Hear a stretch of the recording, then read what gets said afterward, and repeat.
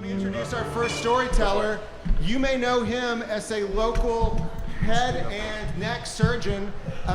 He grew up on a farm in northern Indiana, but he's called Richmond home for the past 40-some years. He likes to hunt, he fishes, he rides a motorcycle, and he likes telling stories.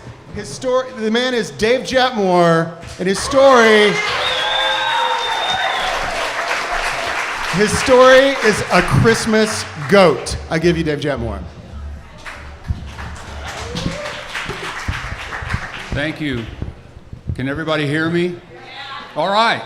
You want to hear a story? Yeah. Well, good. Somewhere in the late 1970s, I was living with my wife and 4 little kids on a small farm 4 or 5 miles outside of Richmond. This was in the dead of winter, a horrible winter. There was about 1.5 feet of snow on the ground. The wind was coming, a bitter wind from the west. There was drifting. And on this particular late afternoon, almost dark winter's day, I made it home, parked the car, walked across the driveway and yard into the house, so relieved to be home. I had my oldest child, Matt, who was probably 11 or 12 at the time, who was there. And my wife had gone off with the other 3 children to Christmas shop. It was about a week before Christmas, maybe even closer. And he came into the kitchen and said, "Dad, Billy's dead." Now, Billy was my daughter Annie's goat. This little half-grown goat, and I thought, my God, this can't be.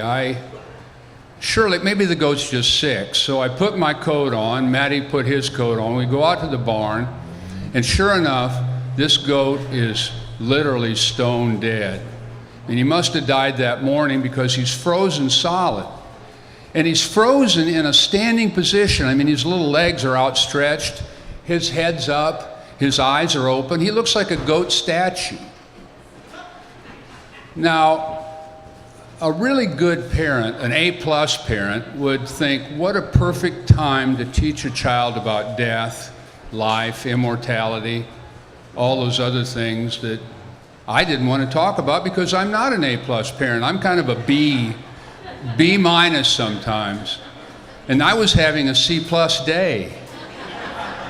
So I said, Maddie, we can't tell Annie about this goat because she'll cry. I mean, she'll be heartbroken. She's just a little 5 or 6-year-old girl. And I said, let's tell her that Billy ran away and he's living with other goats somewhere on this happy goat farm. I know that sounds preposterous, but I only had to sell this to a 6-year-old. So I said, well, we'll get rid of the body. Now, this is not a goldfish that you can flush down the toilet. This is a dead goat. So there was a tile spade laying there. So I said, let's go out behind the barn. We'll dig a hole, bury the goat, tell Anna the story, and all will be well. So I scraped the snow away from the ground and went to dig the tile spade in, and the ground's frozen solid. I mean, it's like trying to dig a hole in a sidewalk. So I thought, my God, if I get a pick, it's going to take me 2 hours to bury this goat. Plus, I got to dig a big hole because I can't fold his legs up. They're frozen stiff. So I thought, maybe if I just get the goat out of sight, I mean, there's all this snow around. So I start the truck up and turn the heater on because we were freezing. And I put the goat in the back of the truck. And I'm looking for a place to throw out this goat. And I come over a hill and I said, Maddie, go in the back of the truck. I stop the truck. He goes around, gets in the back. I'm talking through that little window they have. I said, when I roll down this hill, I could see this little group of trees, this little group of cedar trees. And I said, grab him by the back leg and fling him out into those cedar trees.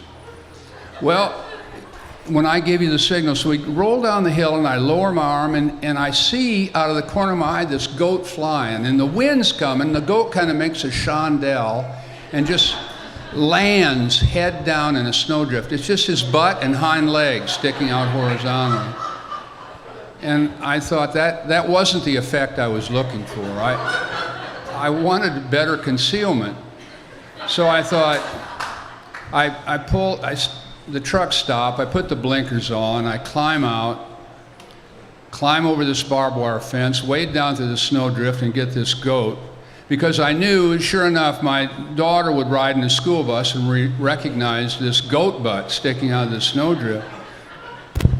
So I didn't know what to do, what to do with this goat. So I almost made up my mind that I'd tell the truth, which was a last resort.